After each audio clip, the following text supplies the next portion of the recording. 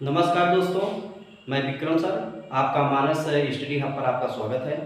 जैसे कि आप 2 दिन से वीडियो नहीं आप तक पहुंच पा रहा था, तो कुछ व्यक्तिगत कारणों की वजह से नहीं आप तक पहुंच पा रहा था, उसके लिए मैं क्षमा प्रार्थी हूं। तो जैसे कि हम आपको पिछली वीडियो में वर्णमाला का पार्ट 1 जो है कुछ चीज़ें आपको बता दिए थे, तो उस चीज़ को हम पुनः जो है रिवीजन कर दे रहे हैं एक बार, जिससे आप उस चीज़ से जुड़ पाएँ और फिर आगे जो चीज़ें हमें पढ़ाना है फिर वहाँ से हम पढ़ाना शुरू कर देंगे। तो आइए हम यहाँ पे जो पिछला हमारा था उसको हम डिस्कस कर दे रहे हैं। तो मैंने बताया था आपको वर्णमाला में ध्वनि ध्वनि आपको हमने बता दिया था कि जो कि शब्दों का आधारशिला है, बिना इसके जो है आपका शब्दों का उच्चारण करना असंभव है। तो कुल मिला के जैसे हम कह सकते हैं आ ई उ, ये जो है मनुष्य की वागेंद्रियों द्वारा व्यक्त होता है, और जो वागेंद्रियों द्वारा व्यक्त होता है वही हमारी क्या होती है, ध्वनियां कहलाती हैं। इसको मैंने बता दिया था। और उसके बाद मैंने वर्ण बताया था। तो वर्ण जो है उस मूल ध्वनि को कहते हैं जिसका खंड ना किया जा सके, और मैंने वहां पिछली वीडियो में आप देखेंगे तो जिससे हम उसको अच्छी तरीके से आपको समझा दिए थे कि आपको समझ में आ गया होगा। तो वर्ण उस मूल ध्वनि को कहते हैं जिनका खंड ना किया जा सकते। हमने उदाहरण देकर के बताया था कि पानी, और पानी को हमने तोड़ करके दिखाया भी था किस तरीके से उसका एक अंतिम अवस्था आ जाता है कि जिसको हम फिर पुनः खंड नहीं कर सकते हैं। तो इस प्रकार से मैंने बता दिया था कि वर्ण उसी मूल ध्वनि को वर्ण या अक्षर कहते हैं। तो आते हैं वर्णमाला में। वर्णमाला में ही हमने आपको बताया था वो टोटल कितने होते हैं, 52 हमने बताया था। 52 यहाँ पे बताए थे। अगर आपसे पूछा जा रहा है कि वर्णमाला कितने होते हैं तो 52 होते हैं। और वर्णमाला को हमने देखा था कि स्वर वर्ण और व्यंजन वर्ण, और स्वर वर्ण को हमने तोड़ के आपको दिखाया था, 2 भागों में विभाजित करके बताया था। एक ह्रस्व स्वर होता है, एक जो है दीर्घ स्वर होता है। तो आज हम जो है स्वर को बता, उसका परिभाषा भी हमने बता दिया था कि जो है स्वर उस वर्ण को कहते हैं जिनके बोलने में, जिनकी वागेंद्रियों को जब वागेंद्रियों के माध्यम से हम निकालते हैं तो कोई अवरोध ना हो, कोई बाधा ना हो, उसी को हम स्वर वर्ण कहते हैं। और स्वर वर्ण को हमने बताया था, एक ह्रस्व में बताया था ह्रस्व वर्ण, और एक हमने बताया था दीर्घ वर्ण। तो हम आज ह्रस्व वर्ण को आपको बताए ही थे कि आ ई उ री, ये जो है हमारे ह्रस्व है, और दीर्घ हमारे जो है उसको हम बता दे रहे हैं कि कैसे वो बने हैं। तो आइए दोस्तों यहाँ पे आप लोग ध्यान दीजिए।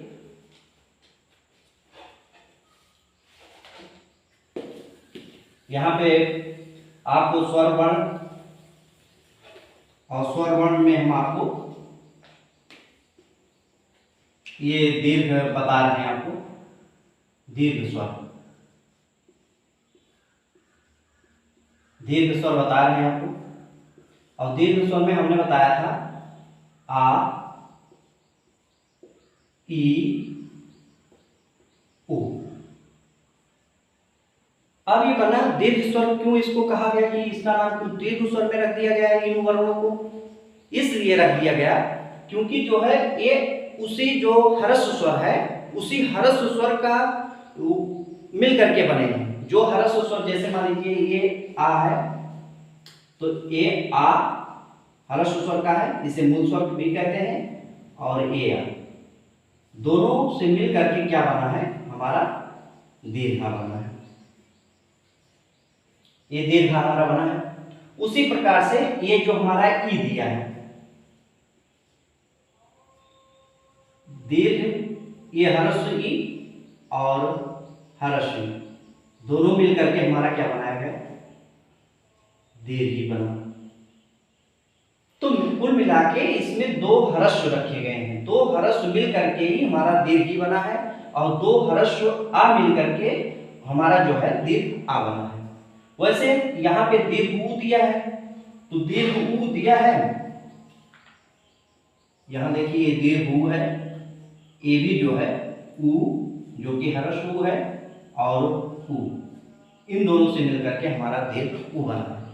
अब आपको ये पता चल गया कि दीर्घ ऊ क्यों कहते हैं, क्योंकि ये दोनों जो है, ये तीनों जो है अपने जो ह्रस्व स्वर हैं उसी ह्रस्व स्वर को मिला करके ये बने हैं। तो आपको दीर्घ स्वर पता चल गया। अब दीर्घ स्वर के बाद हम इसमें बचा था ए ऐ ओ, उसको भी हम बता दे रहे हैं कैसे वो भी मिल करके बना है, जिसे संयुक्त स्वर नाम दिया गया था। और वहां पिछली वीडियो में हमने संयुक्त स्वर लिखा था, तो इसको आप लोग देख लीजिए।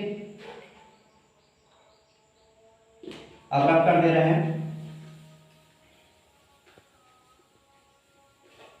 और यहां हमने बताया था संयुक्त स्वर,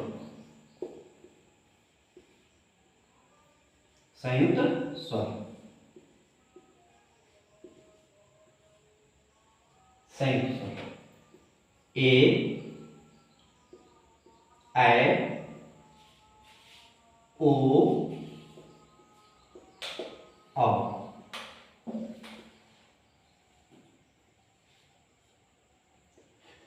ए ऐ ओ, आप लोग इसको देख लीजिए। दीर्घ स्वर और संयुक्त स्वर में आप देख लिए हैं कि ए ऐ ओ औ। यहाँ पे देखिए ये मात्रा थोड़ा सा मिस्टेक हो गया है, इसको फिर से बता देते हैं। ए औ, ठीक है। अब इसको हम बता दे रहे हैं कि ये कैसे मिल करके जो है ह्रस्व स्वर से मिल करके बने हैं। तो आइए इसको पहले एक यहाँ लिख लेते हैं। क्या है पहला हमारा ए, ये बना है आपका किससे, आ जो कि मूल स्वर है और हमारा मूल स्वर ई, इन दोनों को मिला करके हमारा ए बना है। और उसके बाद अब ये दूसरा देखिए ऐ, ऐ हमारा बना है आ और ए से मिलकर के हमारा बना है। तो इस प्रकार से आप दोनों देख लीजिए कि ए आ और प्लस ई, ये दोनों हमारे मूल स्वर हैं, इसी से मिलकर के हमारा ए बना है। ऐ हमारा बना है मूल स्वर आ और ऐ से मिलकर के ये हमारा ऐ बना है। अब आगे है आपका ओ, संयुक्त स्वर में ओ है, आ जो कि मूल स्वर है, ओ।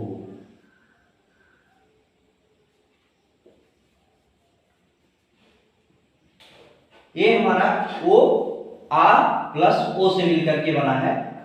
और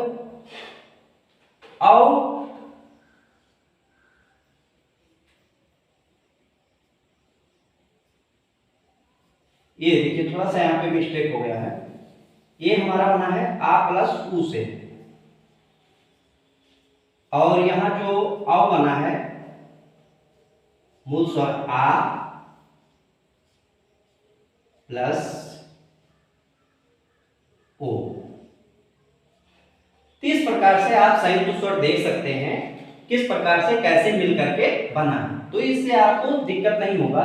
इसीलिए इसको संयुक्त स्वर कहा गया और इसको दीर्घ स्वर कहा गया, क्योंकि ये दो लोगों की संलिप्तता रहती है और उसी से मिलकर के ये बने रहते हैं। तो इस प्रकार से आपको ये समझ में आ गया होगा कि जो है जो दीर्घ आ है, दीर्घ ई ऊ कैसे बने हैं और जो संयुक्त स्वर हैं वो कैसे मिलकर के बने हैं। तो आप लोग इसको एक बार देख लीजिए, स्क्रीनशॉट ले सकते हैं और अच्छे से इसको समझ सकते हैं।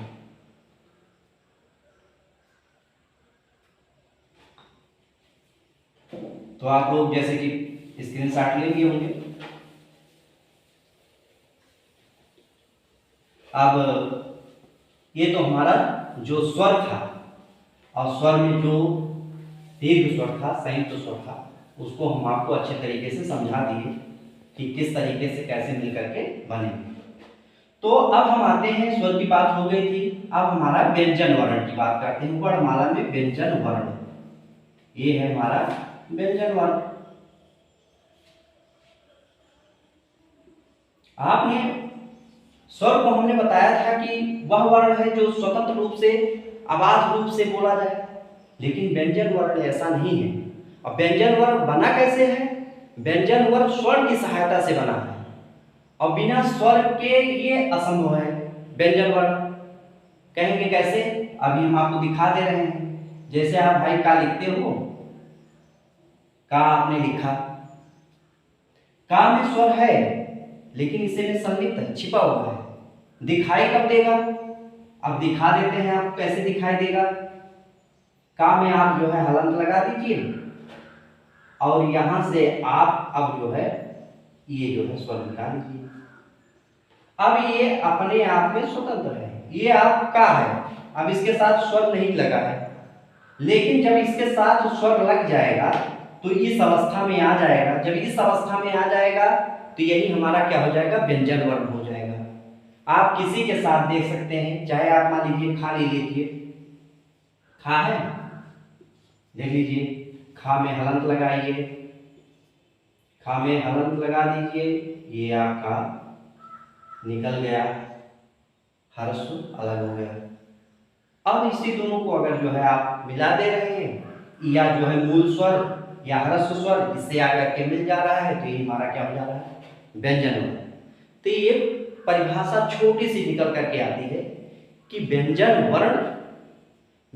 वर्ण वह वर्ण है जिसका स्वरों की सहायता से उच्चारण किया जाता है, या जिसका तालमेल जो है स्वरों की सहायता से होता है। तो इस प्रकार से आप व्यंजन वर्ण समझ गए। तो व्यंजन वर्ण है कितने, जो कि टोटल हमने वर्णमाला बताया था 52, हमने वर्णमाला बताया था आपको 52, लेकिन व्यंजन वर्ण कितने हैं, व्यंजन वर्ण आपके 33 हमने बताया था। और इसको जो है व्यंजन वर्ण को डिवाइड किया गया है, और डिवाइड किया गया है इसको स्पर्श व्यंजन में, अंतस्थ व्यंजन में और आपके ऊष्म व्यंजन में। तो यहां हम लिख दे रहे हैं ये डिवाइड कैसे हुआ है।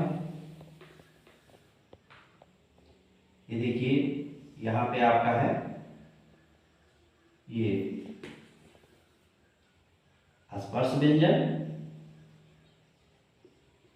स्पर्श व्यंजन, और आपका दूसरा है, ये पहला है, दूसरा आपका है अंतस्थ व्यंजन, अंतस्थ व्यंजन,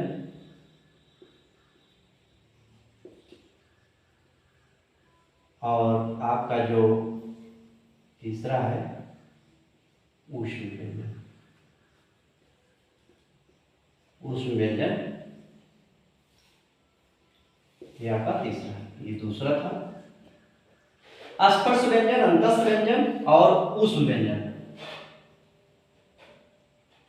तो आपको बताएंगे हम इसमें व्यंजन वर्ण में स्पर्श व्यंजन। स्पर्श व्यंजन कैसे क्या होता है, तो आप किताबों में पढ़े होंगे और आप देखे भी होंगे स्पर्श व्यंजन होते कितने हैं। तो स्पर्श व्यंजन को भी एक नाम और हम दे देते हैं, वर्गीय व्यंजन।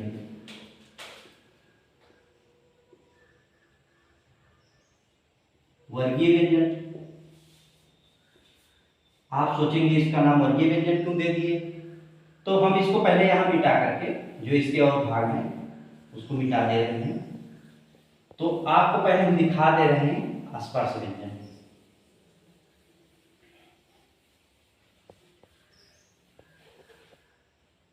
स्पर्श व्यंजन देखिए, पहले हम आपका व्यंजन लिख ही दे रहे हैं, का, खा,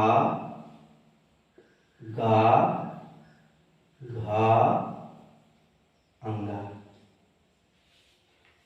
का, खा, गा, घा, अंगा। तो इसको एक नाम दे दिया गया, इसके पूरे सदस्यों का एक नाम दे दिया गया, और वही जो है इसका नेतृत्व करता है। और नेतृत्व करने वाला कौन था, जो पहले था वही इसका नेतृत्व कर रहा था। इन पांचों सदस्यों का जो है नेतृत्व करने वाला का था। तो इसको क्या नाम दे दिया गया, इसको नाम दे दिया गया का वर्ग। क्या नाम दे दिया गया, का वर्ग। इन पांचों सदस्यों को क्या नाम दे दिया गया, का वर्ग। अब आगे देखिए, चा, छा, जा, झा, इया। चा, छा, जा, झा, इया। अब आप इसको समझ सकते हैं, जब का, खा, गा, घा, अंगा में इसका नेतृत्व करने वाला का था तो उसका नाम दे दिया गया का वर्ग। तो ऐसे चा, छा, जा, झा, इया में आप पहले देखेंगे जो नेतृत्व करता है वो चा है, तो इसको क्या नाम दे दिया गया, चा वर्ग। चा वर्ग नाम दे दिया गया। अब देखिए आगे बढ़ते हैं। टा, ठा, डा, ढा, ड़ा। और इसको आप नेतृत्वकर्ता देख सकते हैं, पांचों सदस्यों का नेतृत्वकर्ता टा है, तो इसका नाम दे दिए हम टा वर्ग। आप देखते जाइए, मैंने का वर्ग पहले को कहा जिसमें का, खा, गा, गा, गा, ये 5 सदस्य हैं। चा वर्ग का चा, छा, जा, झा, ये है। आपको इसको देखना पड़ेगा, समझना पड़ेगा कौन सा वर्ग की कौन सा सदस्य किस वर्ग में आ रहा है। तो टा वर्ग में टा, ठा, डा, ढा, अड़ा ये आ रहा है। अब देखिए ता, था, दा, धा, ना, ये हो जाएगा हमारा ता वर्ग। और उसके बाद आगे देखते हैं पा, फा, बा, भा, मा, इसका नाम दे दिए पावर। पावर नाम दे दिए।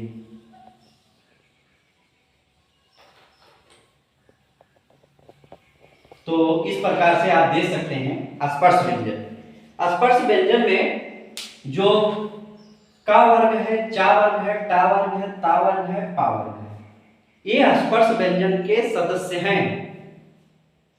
और इसमें टोटल सदस्यों को आप देख सकते हैं कितने सदस्य हैं। जब एक वर्ग में 5 सदस्य हैं तो टोटल आपको कचट तक दिखाई पड़ रहा है ना, तो ये 5 हुए, 5 गुणे 5 टोटल कितने हो गए, 25 हो गए। आप इसको नहीं ऐसे कर पा रहे हैं तो काउंट कर लीजिए कितने हैं। तो देख लीजिए 1 2 3 4 5 6 7 8 9 10 11 12 13 14 15 16 17 18 19 20 21 22 23 24 25 टोटल आपके स्पर्श व्यंजन कितने हो गए, 25 हो गए।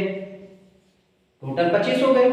ये आपके पूछे जाएंगे एग्जाम में, जैसे पूछ लिया कि बताइए स्पर्श व्यंजन कितने होते हैं, तो आप जब देखे रहेंगे कि स्पर्श व्यंजन यही है, का वर्ग से लेके पा वर्ग यही स्पर्श व्यंजन है, तो टोटल 25 होते हैं। तो 25 आप टिक लगा देंगे, आपका सही हो जाएगा।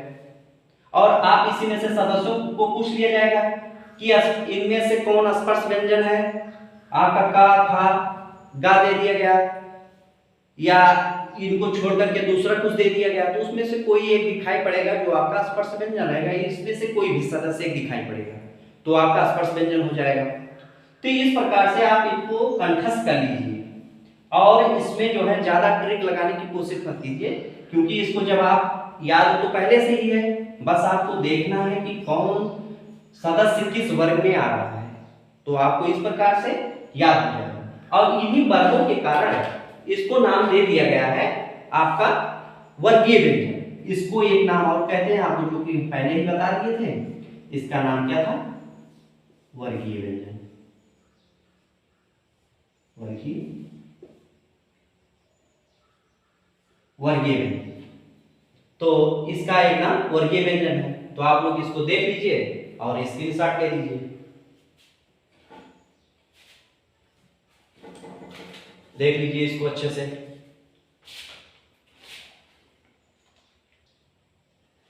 तो आप लोग इसको देख लीजिए, स्क्रीनशॉट भी ले लीजिए, हम रफ्तार कर रहे हैं इसका। आप इसी में आप देखेंगे इसको हमको स्पर्श व्यंजन आपको बता दिए। अंतस्थ व्यंजन देखिए, ये है आपका स्पर्श व्यंजन हो गया, और उसके बाद ये दूसरा था आपका अंतस्थ व्यंजन। अंतस्थ व्यंजन, अंतस्थ व्यंजन में आता है या, रा, ला, वा, ये आपका अंतस्थ व्यंजन में आ जाएगा। और उसके बाद तीसरा आपका पड़ता है ऊष्म व्यंजन। ऊष्म व्यंजन, ऊष्म व्यंजन में आ जाएगा आपका शा, शा, शा, हा, ये तीनों सा और एक हा आ जाएगा आपका ऊष्म व्यंजन में। और उसके बाद जो है इसको देखिए, ये आपका जो सा है और ये सा है, इसका नाम ही दे दिया गया है। इसका जो तालव्य श है और इसका नाम मूर्धन्य श है और इसका नाम जो है दंत स है। तो आगे हम इसको बताएंगे भी क्या नाम इसका दिया गया है। सा का नाम बता दिए ना, तालव्य सा, और इस सा का नाम जो है क्या है, मूर्धन्य सा, और इस सा का नाम है दंत सा। और आपको दो और दिए गए हैं,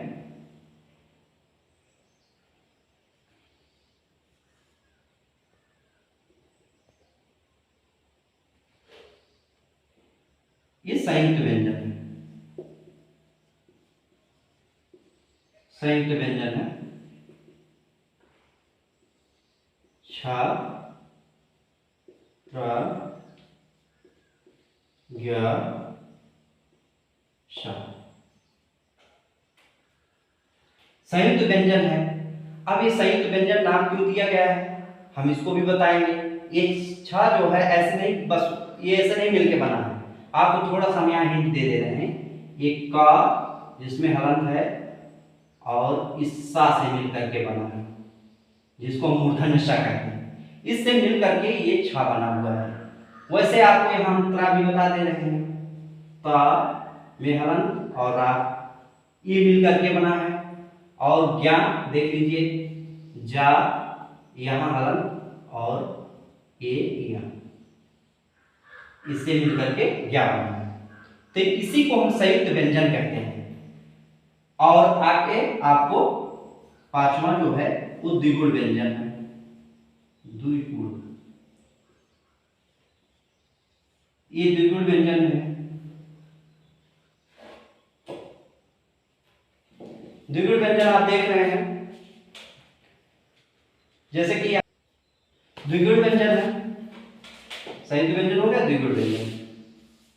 यहां ड़ा, ड़ा, ये हमारा द्विगुण व्यंजन है। अब पूछा जाए द्विगुण व्यंजन कौन है, ड़ा, ढ़ा। एक डाढ़ा होता है और इसी में नीचे बिंदी लग गई है, तो ये हो गया हमारा द्विगुण व्यंजन। और आपका एक आता है अनुस्वार और विसर्ग आता है।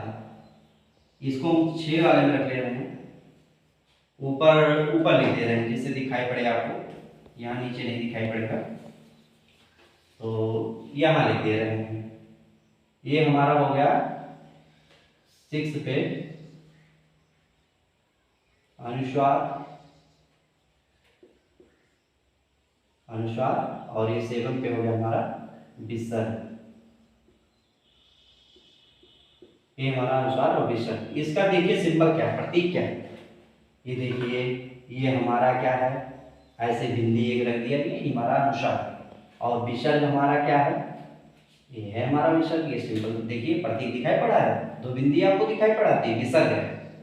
और ये विसर्ग आपको कहाँ दिखाई पड़ेगा, जैसे आप लिख रहे हैं दुख, देखिए यही उदाहरण हम आपको बता दे रहे हैं। जैसे दुख, यहाँ देखिए विसर्ग लगा, इस व्यंजन के बाद लगा ना, और ये दुख, ये आपका क्या हो गया, दुख हो गया।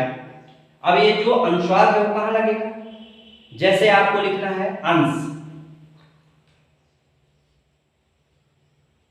ये देखिए अंश, तो यहाँ पे क्या लगा है, आपका अनुस्वार लगा है ऊपर, आगे जो मूल स्वर है उसके ऊपर देखिए ये अनुस्वार लगा है, ते हमारा हो गया अनुस्वार। इस प्रकार से हमने आपको व्यंजन वर्ण में स्पर्श व्यंजन आपको हमने बताया, आपको अंतस्थ व्यंजन बताया, आपको पुरुष व्यंजन, संयुक्त व्यंजन, द्विगुण व्यंजन हमने बता दिया, अनुस्वार और विसर्ग। और मैंने संयुक्त व्यंजन में आपको दिखा भी दिया कि छा कैसे बना है, त्रा कैसे मिल करके बना है, ज्ञा कैसे मिल करके बना है।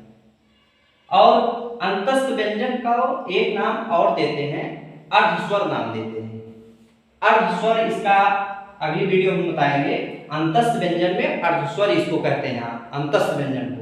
और ऊष्म व्यंजन क्यों कहा गया है, कुछ कारण रहा होगा, तभी शा शा शा हा को ऊष्म व्यंजन में रखा गया। ये सांस जो हमारी, ये सांस निकल रही है और इसमें सांस ज्यादा निकलती, सा सा, तो सांस निकलती, इसीलिए हमें ऊष्म व्यंजन नाम रखा गया है। ये संयुक्त व्यंजन है जो कि मिल करके बना है, ये द्विगुण व्यंजन है। इस प्रकार से हमने आपको वर्णमाला में स्वर से भी पहचान करवा दिया और व्यंजन से भी पहचान करवा दिया, और व्यंजन के साथ साथ हमने जो है आपको अंतस्थ व्यंजन, ऊष्म व्यंजन, संयुक्त व्यंजन और अनुस्वार विसर्ग और द्विगुण व्यंजन के बारे में बता दिया।